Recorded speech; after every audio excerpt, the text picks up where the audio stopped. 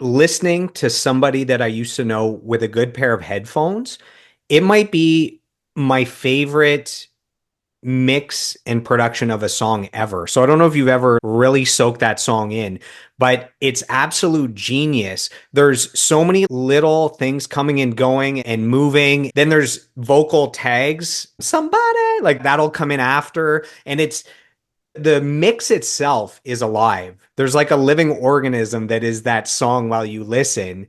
The harmonies, and as it goes, all the little elements that have been coming in and out and ear candy and tickling and all that, as the song goes, they're all layering back in so that by the end, everything that had been there at some point is all in together, including the vocal tags, now the harmonies, now both singers are on.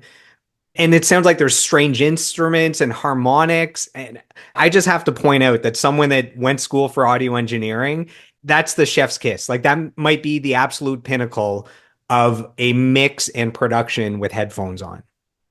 It's so easy to overproduce things, especially these days, right? With samples and, all the tools that are out there.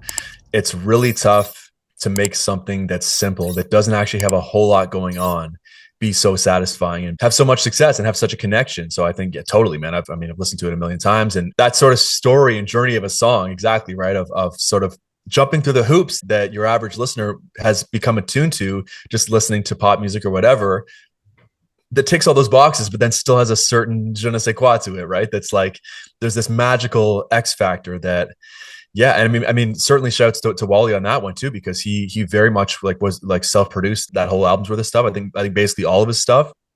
And a guy like that was like, whether he had somebody mix and master separate, was in those rooms too, just making sure that every detail was perfect. So yeah, that's I love, dude. Let's not even go down the path of geeking out about audio stuff, because totally, I mean, that's like, once again, to have something that can breathe and has tons of space but still feels whole and full and unique and interesting, despite being using the same 12 pitches as anything else. And no one's going to ever invent a new chord progression, but the way the sounds are designed and the way the whole thing is structured and slow dripped throughout is just like, yeah, like you said, masterful.